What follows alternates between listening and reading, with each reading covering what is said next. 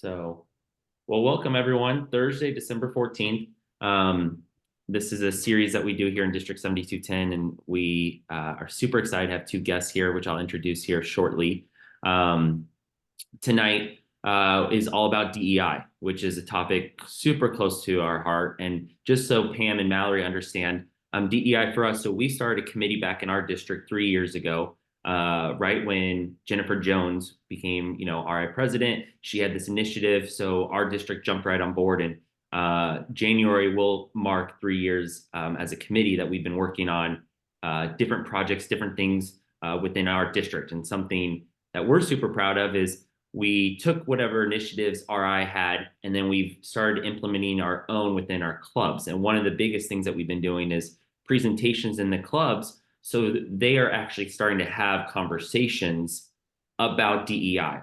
And from those conversations is how these questions came about. So we've had 3 DEI calls in the last about 2 months, and we've had a bunch of, I asked people to send me questions that they've been dying to know, and they want quote unquote experienced folks and people maybe outside our district who see DEI in different lens and could give us helpful tips and tricks and all that. And so with that, I will move into our presentation so we can get to the good stuff.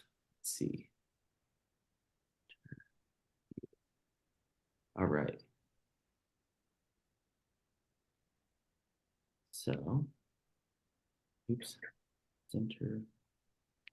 I'm going to share my screen now. Let's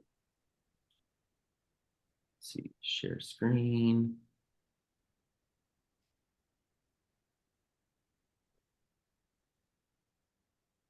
All right, tell me when you all are seeing my screen. Let's see. Yep, we see it. Awesome. All right, perfect. So tonight's topic is tough conversations and growing with DEI. Tonight we're going to be talking about kind of why DEI, why we're doing this. I'll introduce our guest speakers we have tonight. We'll do some Q&A with our speakers. If more folks join us, and we'll do some open forum, and then we'll have closing remarks. Some just housekeeping. I will, if folks hop on, I'll monitor the chat just so as you two are talking, I can help answer any questions they might have. We are recording this just so everyone is aware. Some folks have their pronouns in there. I always like to mention this. If you'd like to, you're more than welcome to add your pronouns into you can just hit your name, and under participants, find your name and edit if you'd like to have your pronouns, just so we can make sure that we are addressing everyone properly, how they'd like to be addressed. And then finally, one thing we always say, and I love this in our district, is in our DEI conversations that you're supported and that this is a safe place. So any questions you might have, just know that there are lots of folks here to help answer and are here behind you, supporting you. With that, I'm gonna start with our video. I don't know if Pam or Mallory, have either of you seen this one yet? I have not. I don't think so. Okay, awesome. Play it for us.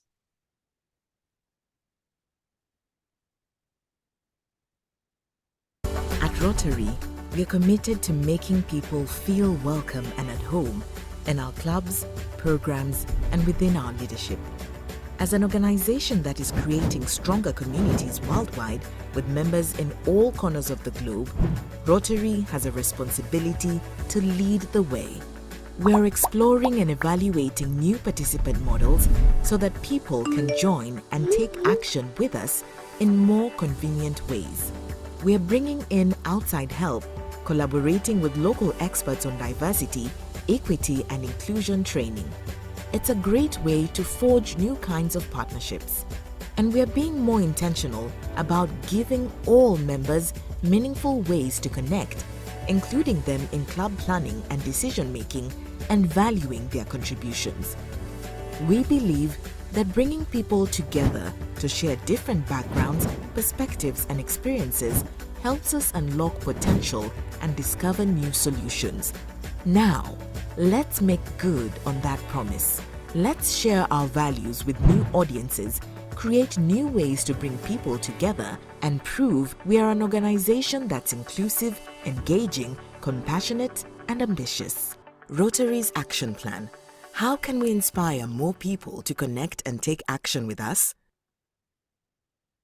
So the reason we shared that is because when Jennifer Jones first started this DEI initiative, and it was with the board of trustees, we took the initiative, and this year it's all about the action plan, right? And so how can we inspire more people to connect and take action with us? And so within Rotary's action plan and our own action plan here in our district, we're actively representing communities and needing to create more inclusive clubs.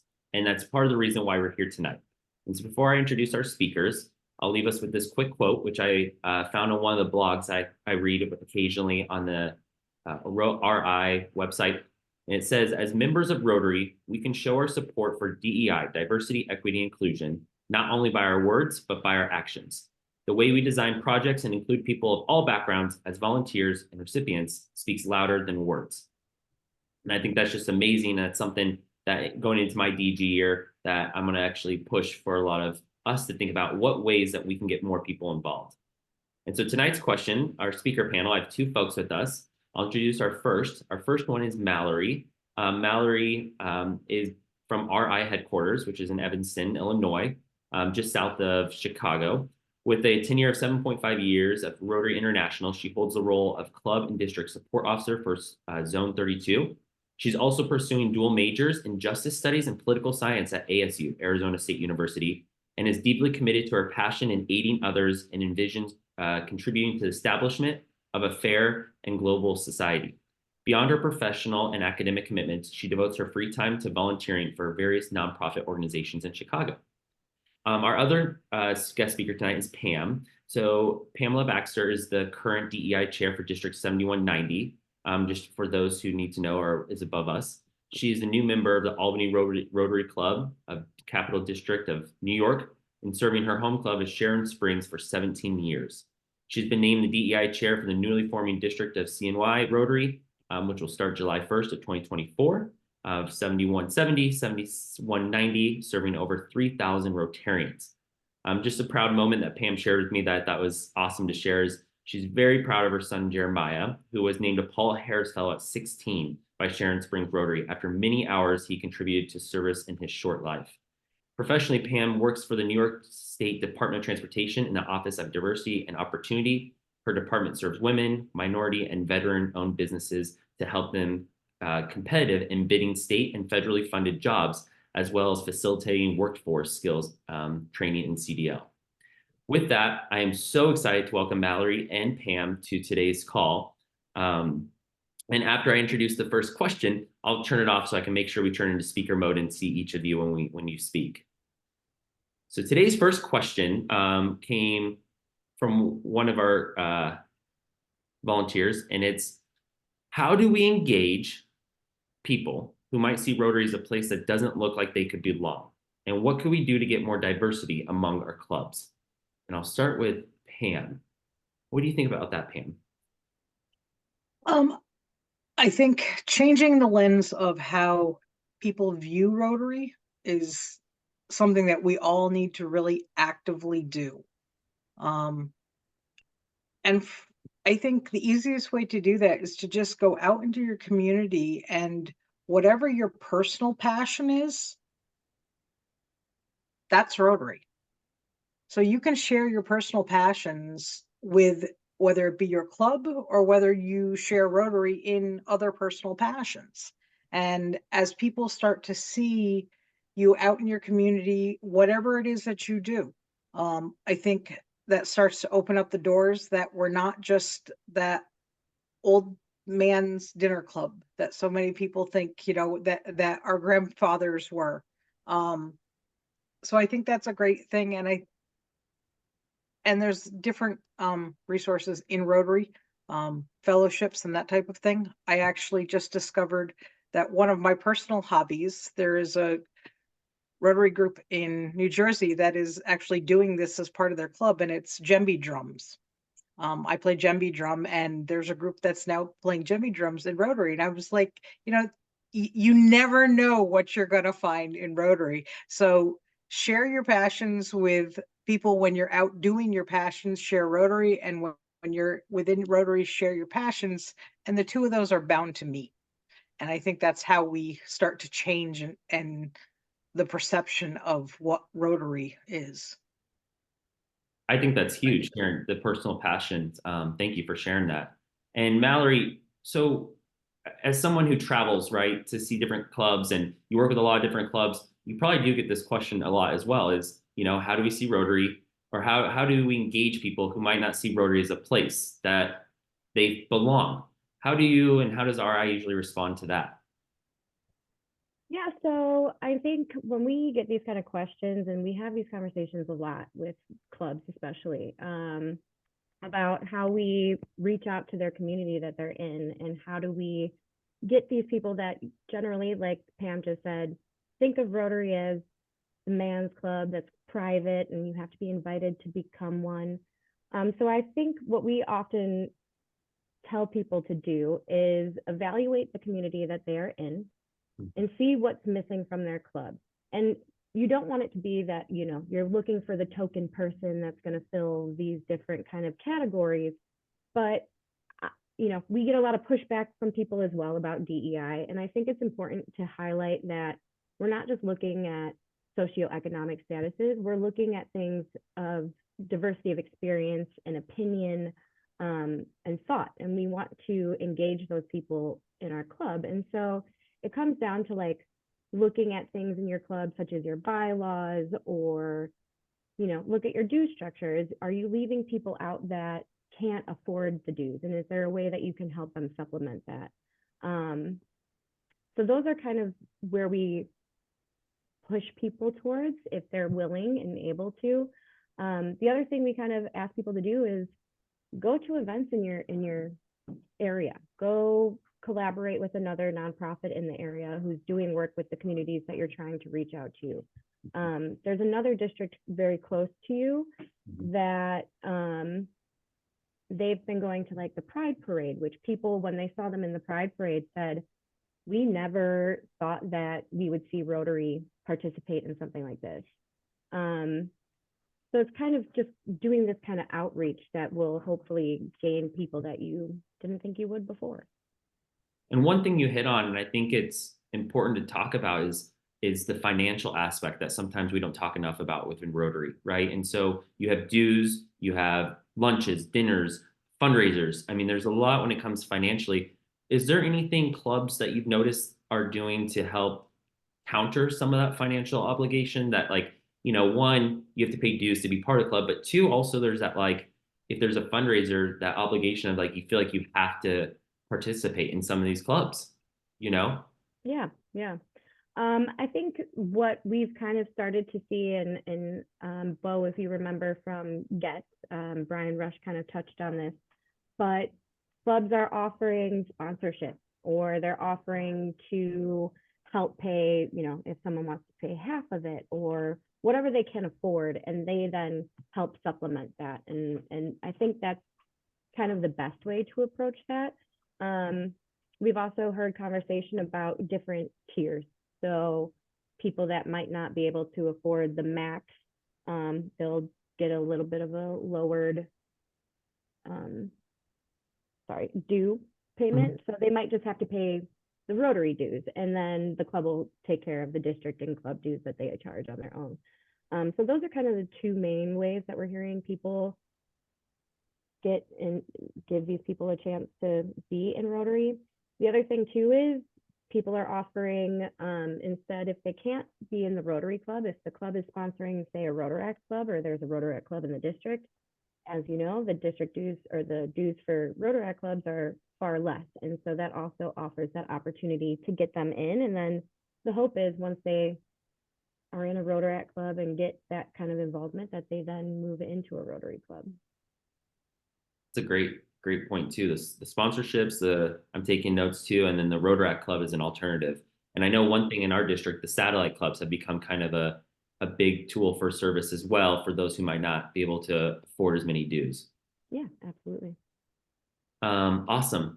So Pam, we talk about, getting DEI into the group. I'll share our second question.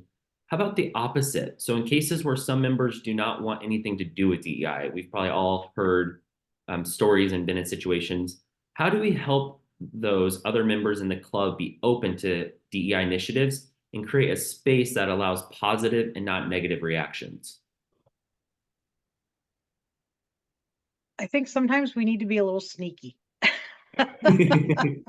Um, Sometimes just by doing things like, one example I like to give is I have yet to meet a Rotarian from anywhere I've traveled in the world that doesn't love to eat, drink, and be merry. So most holidays and celebrations, no matter what the culture, Mhm. focus a great deal around food, dance, music. So just simply inviting, let's pick Diwali. Um, Inviting a local person or group, Hindu group that celebrates that and can explain what it is just as a fun thing to do, add the food to it, add the celebration to it. You're not pushing DEI, but you really are, just by learning about other cultures. We're an international organization. So certainly, as we meet friends around the world through Rotary, we're learning about different cultures. We're learning about the different celebrations and traditions that they have. And I think that that's a great way to do it in a kind of nonchalant, non-in-your-face way, simply by celebrating, either, for example, take whatever the nationality of your current RI president is, and focus that for a theme, whether it be for a particular month or for the year. Ask your club. We have kind of gotten away from, or I should say, we've become very, very politically incorrect, and so we're afraid to ask things. And I think we need to step backwards in that respect, and we need to get to know our members. We need to know what their religious beliefs are, so that we're not always organizing events on a Saturday if we have Jewish people who that's their Sabbath. So I think we need to start to really get to know our members and understand what their beliefs, their traditions, their cultures are, and ask them to share them with us. And in that way, we are doing DEI without doing DEI. And as far as, that's from a cultural standpoint, but also just asking members who maybe have physical disabilities, asking them to talk to us about what their challenges are, in a given day, walk in their shoes, so to speak. Those are just things where it's a matter of just opening some conversations and learning, and it is DEI without being DEI. I think you hit on so many amazing things. And one thing I didn't even think about, and we've never pushed is, or shared, I should say, is doing that as speakers, bringing in someone like a month to talk about, the RI president. Like that is such a great idea. This month we're going to learn about, their identity, and it's in a fun, friendly way. But at the same time, we're opening them up to really the international organization we are. I think those are great points. Mallory, anything you would add to create a space that allows more positivity and not negative reactions when it comes to DEI? Yeah, absolutely. As you can imagine, part of my job is definitely handling situations where some members are not happy with DEI. And so we get emails just telling us, why are we doing this and whatever. And so when we talk about it, what we kind of focus on first is approaching these members with empathy and understanding. And that kind of makes that commitment to like a positive and inclusive environment, and hopefully helps break down their walls a little bit. We also like to point out that like at some point in everybody's life, they've felt excluded, right? Like it doesn't have to be based on what your statuses are, but you can feel excluded. And so there's kind of this way that you can open a conversation, and we've done this on our own team, where we talked about a time that you felt included and a time that you felt excluded, and why that is. And that opens up this conversation that everybody can start kind of understanding that like we all have had these moments, And so when people are joining Rotary, generally speaking, at least I think, they're looking for a community. And so, you know, we all have our communities of friends, family, coworkers, Rotarians. And so kind of approaching it from that stance where it's you're building a community of people around you that you want to have around you. And I think the other important thing with resistant members is involving them in the decision-making process within the club, asking them their input on the DEI initiatives and how they think it might be implemented, and also how they can like respect their concerns when promoting this kind of inclusivity within the club. So I think these kind of help break down the walls a little bit when you're talking to someone. I haven't had a conversation with someone where I've kind of pointed this out and they're like, no, you're absolutely wrong. Like, it does kind of help them understand that like we're not just pushing this in like a political way. We're just really trying to expand Rotary and make it as great as it possibly can be. And I think you're right. Involving them in the decision instead of just, telling them this is how it's going to be is going to be key. And they're, I think I go into back, I think a lot about when we talk about DEI, we use this iceberg analogy, right? So the tip of an iceberg is usually sometimes only about 10% of the actual size of an iceberg. And it goes with identities too, right? We sometimes think and assume DEI, people are like, well, it's just race, ethnicity. It's one's sex or gender. Like we can assume things that we like to see and assume. But there's so much more to a person. And I think you hit on that, Pam, was like talking about someone's religious beliefs, even understanding someone's socioeconomic status. Like that's all part of DEI. And it kind of goes into why we created these in our district, these position called DEI reps. I'm not sure if you have similar ones like where you're from, Pam, but basically they're the liaison between the club and the district to pass down some of these DEI initiatives. And one of the things our DEI reps do, here, I'll bring up this next question, and we'll start with, we need to start with Mallory this time, actually, on this one. It's, so these DEI reps, they come to these meetings and they get education. We send them videos like this and stuff. But how would you recommend a DEI rep of a club bring up topics around DEI in a meeting? So we talked about maybe they could bring in a guest speaker and stuff, but when we get this a lot that like, they're scared to bring it up for the negative responses, and similar to the other question. But what would be some successful tips to, as a DEI rep, the title and they have the hat on, what would be some successful tips you'd probably give them to help bring up topics around, hey, I watched this cool video, or hey, we got this really cool calendar I'd like to share with you? Yeah, absolutely. So I think the key here is what the culture of the club is going to be. Is the club just meeting and then going home, or are they wanting to be a culture where, again, you're building an inclusive and safe community of members?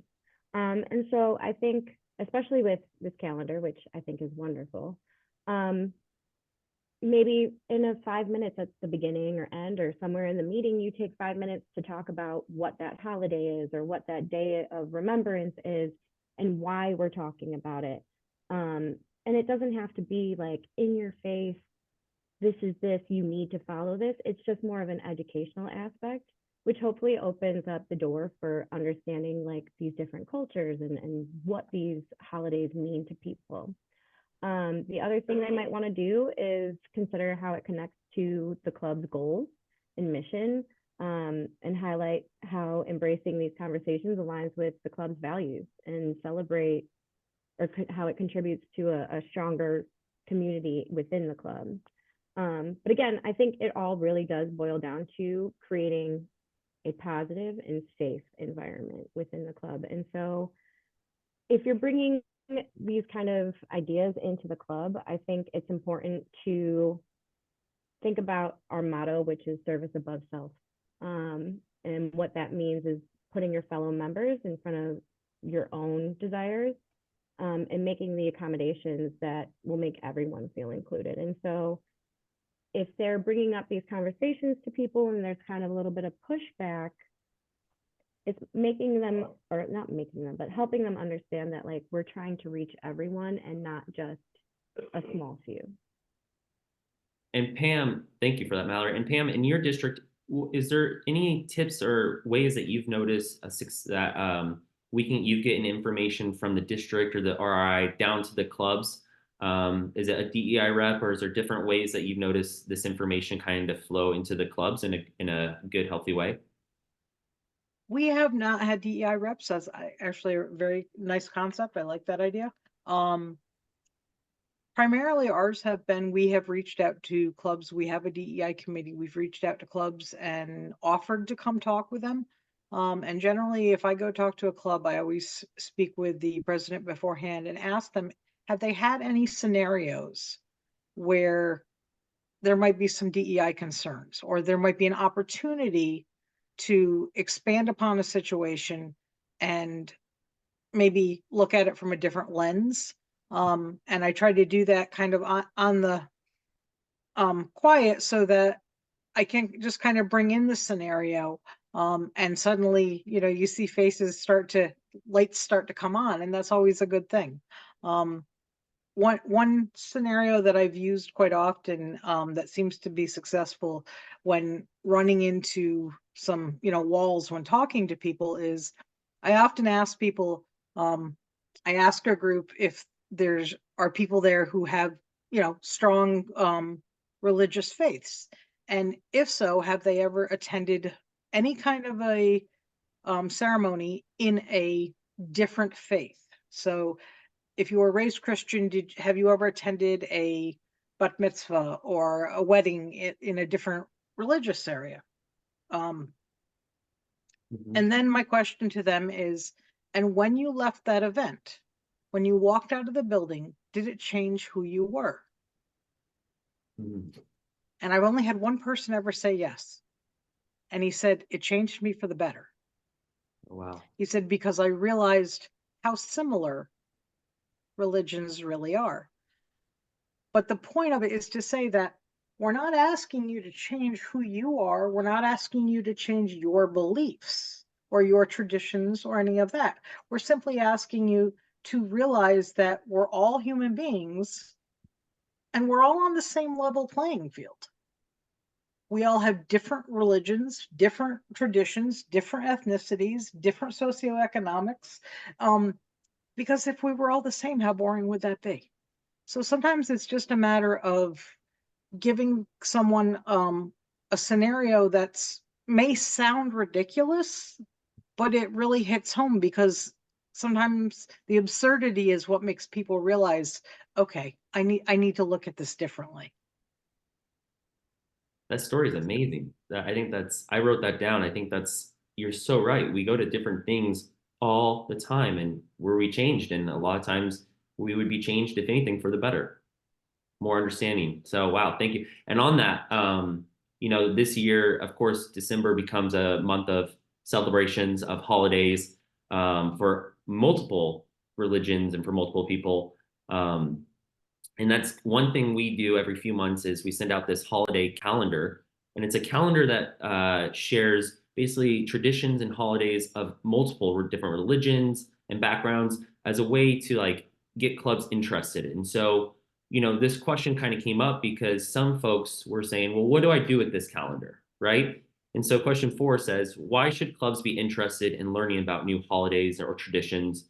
You kind of hit on this, Pam, but why would they use, or how would they use a calendar as our DEI one for when it comes to planning events? What would you say to someone who asked that question?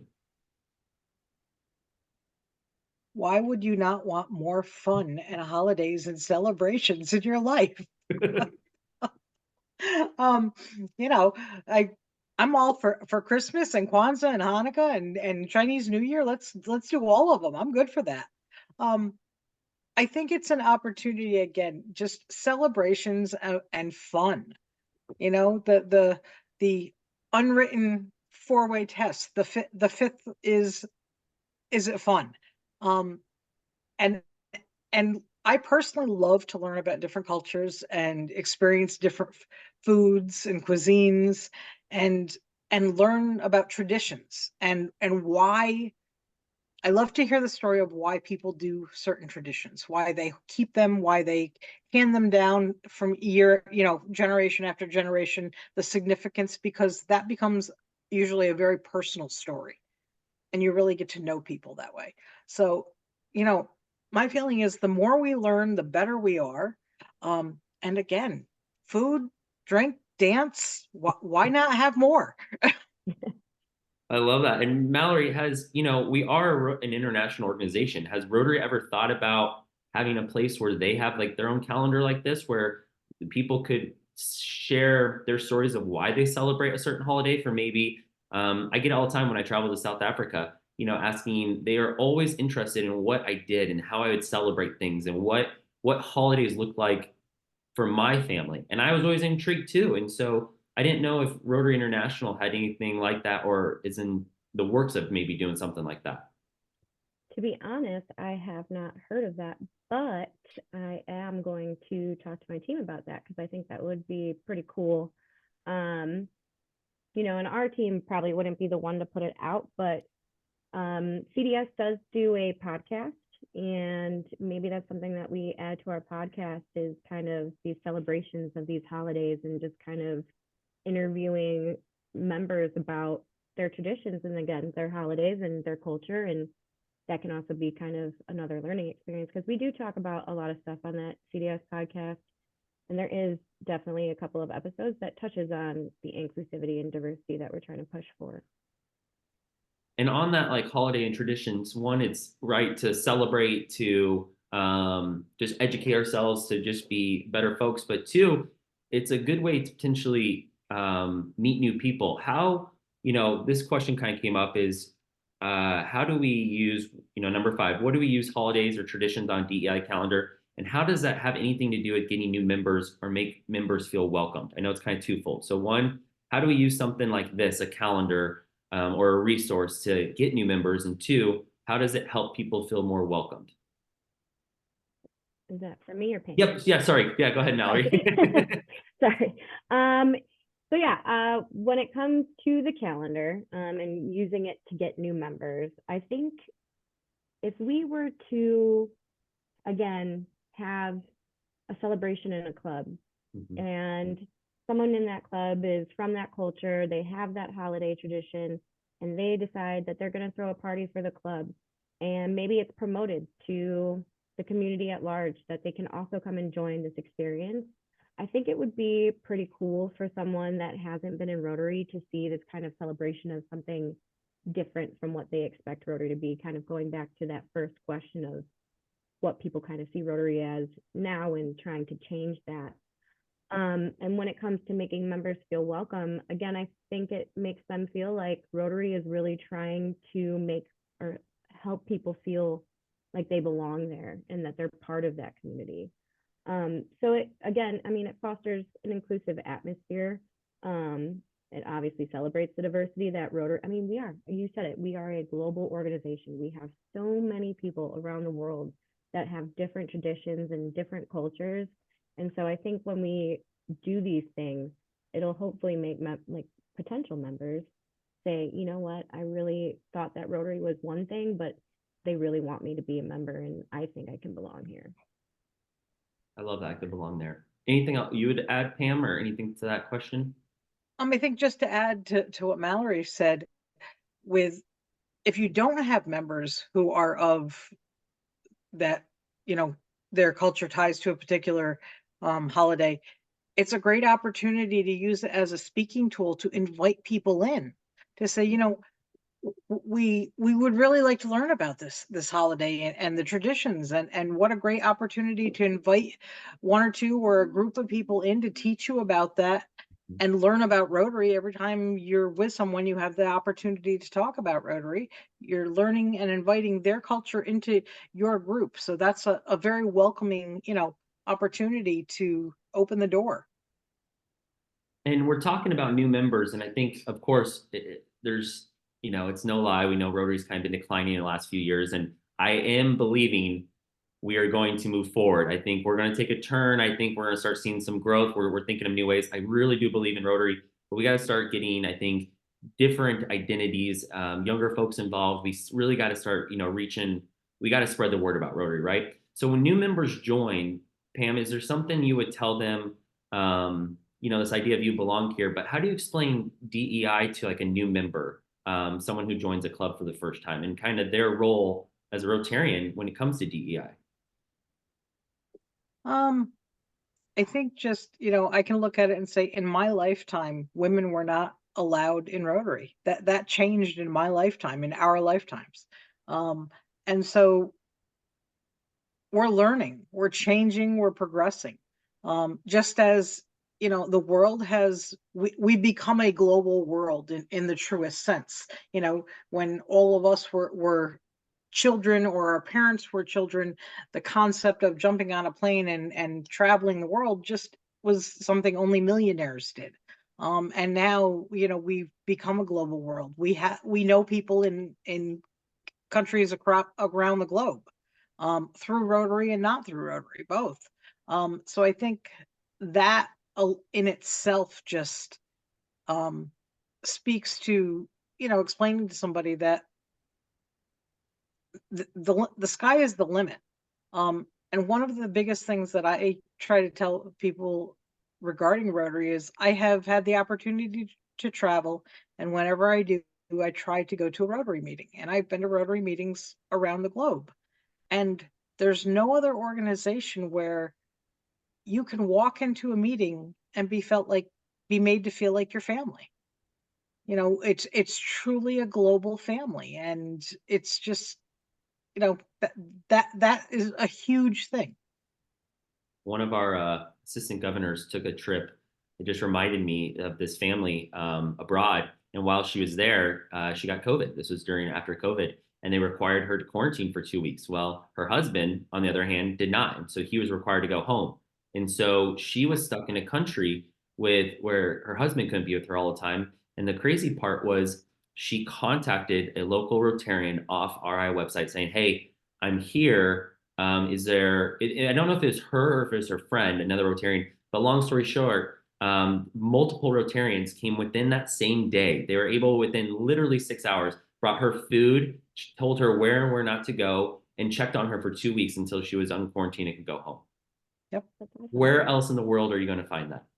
Yeah. You know? So Mallory, it kind of brings up, and I love this question because I think it'd be great to start with you on it, is question 6. And it says, what are some success stories or tips to bringing DEI at our club with our members? And 2, what resources are out there for people to use? Sure. So kind of one thing I like to say, we all hear the saying all the time of all are welcome here. I prefer the statement, we built this with you in mind.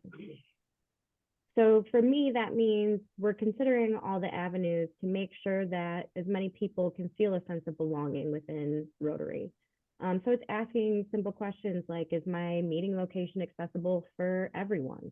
If it's a virtual meeting, do we have closed captioning on? Does my membership reflect the community that I live in? Again, with the dues structure, is it restricting certain potential members? And so I think that's kind of one way to approach it. But again, like, these conversations don't have to just be education all the time. There's ways to make them fun. So for instance, there's this exercise that one of my coworkers recently did at their guest program. And they asked the room, first concert, best concert. Simple question, like, we all have different experiences with that. And so when they asked this question, they said that the room just kind of lit up and everybody was talking and it really engaged everyone. And so it's having these kind of conversations where it's not just who are you, what are you doing, what's your job, but kind of learning about this person's experience, because we all have a unique life experience, which I think Pam touched on earlier. And just kind of asking questions that don't have to be so serious. The other thing, as far as resources go, obviously, I'm sure, with everybody being DEI chairs on this call, it would be the Rotary, there's a web page on my Rotary that has a bunch of DEI stuff. Again, I talked about our podcast earlier. I can send you the link for that if you don't have it. It's also in my email signature, but I will send that to you, because we do have some conversations on there that I think clubs would really like to use. And then I think your calendar is a great resource for people. And then lastly, I think kind of establishing a feedback mechanism within a club to gather input from members about their experiences or suggestions for improvement.